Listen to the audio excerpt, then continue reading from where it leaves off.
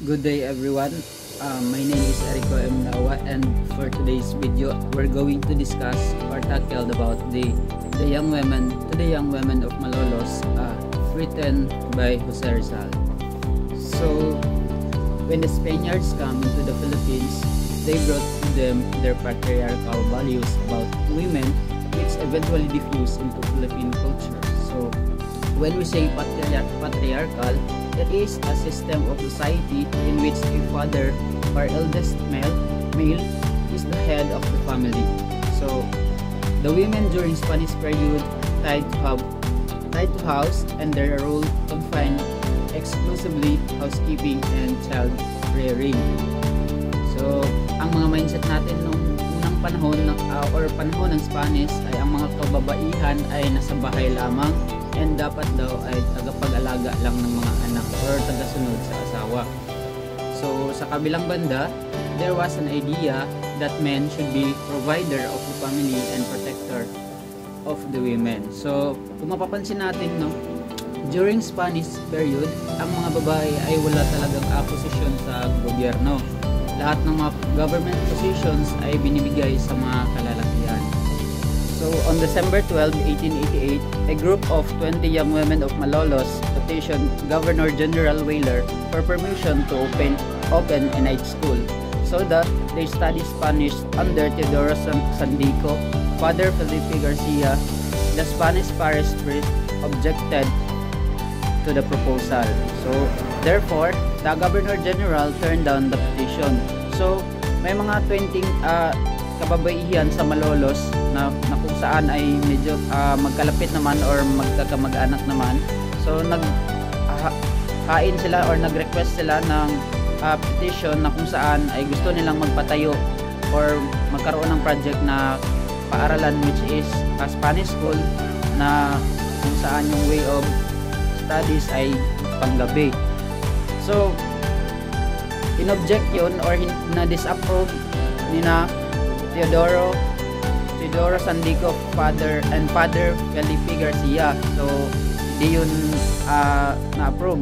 But then hindi nawala ng pag-asa yung mga kababaihan sa Malolos dahil sa kanilang kagustuhan na matuto talaga ng Spanish language, ay nag-request sila ulit, no, ng petition na kung saan ay yung pangalawang request nila ay nag-grant.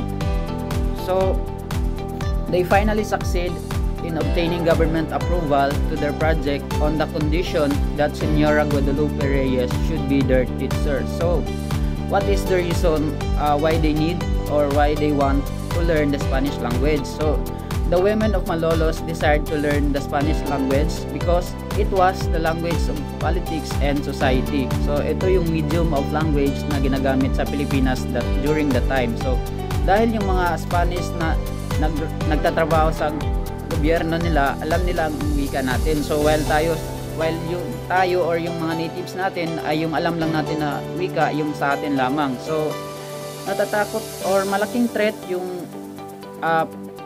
pagtuturo ng Spanish language para sa mga Spanish that time, kasi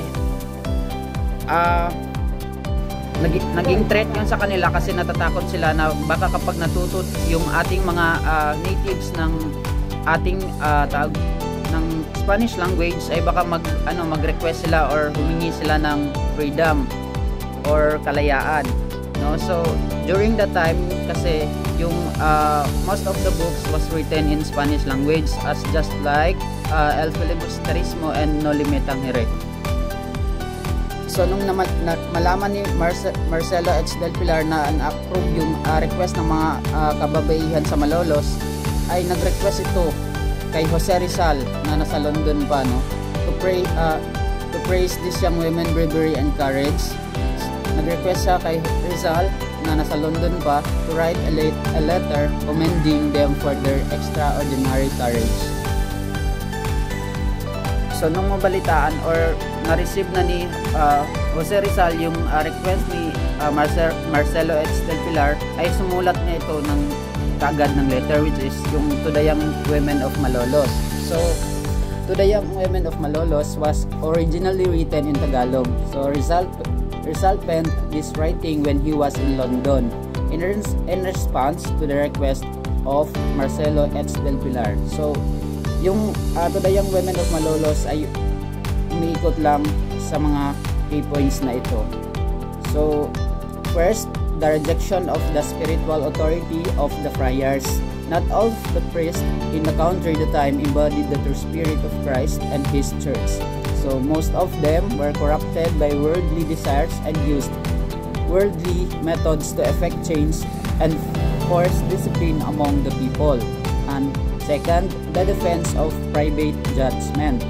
Third, qualities Filipino mothers need to possess as evidenced by this portion of his letter.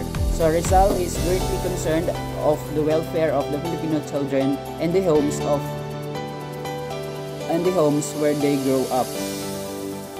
Duties and responsibilities of Filipino mothers to their children. Fifth, duties and responsibilities of a wife to her husband or Filipino women are known to be submissive, tender, and loving.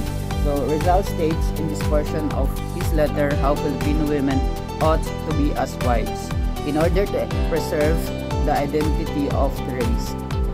Last, counsel the young women on their choice of a lifetime partner.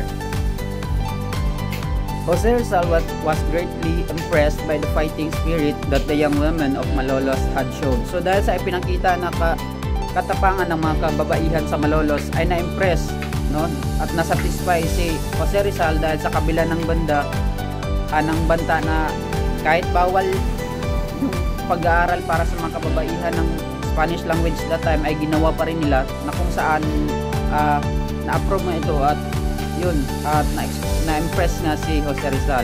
So in this portion of Rizal's letter, it is obvious that the same opportunities as those received by men in terms of education, kababaihan. So sa letter na to, pinapakita ni Jose Rizal na dapat daw parehas yung education ng kababaihan and kalalakihan, so regardless of their gender. In those days, young girls were not sent to school because of the universal notion that they would soon only be taken as wives and they stayed at home with their children. So dahil sa pagiging patriarchal community na namana natin sa mga Spaniards, no, sabi ni Rizal, baguhin natin yon. Sabi niya, dapat magkaroon ng pantay-pantay na education ang babae at lalaki, no, regardless of their gender. So kasi nung Spanish period, yung mga kababaihan ay nasa bahay lamang or tagapag-alaga lamang ng anak nila or tagasunod sa asawa. So in this letter, Rizal's emphasis that kailangan baguhin yun, no? Dapat magkaroon ng pare-parehong edukasyon, babae man o lalaki. So the responsibilities of Filipino mother to their children. So Rizal stipulates a number of important points in this portion of his letter to the young women, entitled To the Young Women of Malolos. So the central idea here, however, is that whatever a mother shows to her children is what the children will become also. So kung ano daw yung ginagawa ng nanay, yun din yung ginagawa ng bata. So may pinagmanahan, no? Kung yung nanay is sunod-sunuran sa tatay, ganun din yung anak. Tas kung yung nanay ay sunod-sunuran sa mga Spanish, ganun din yung anak.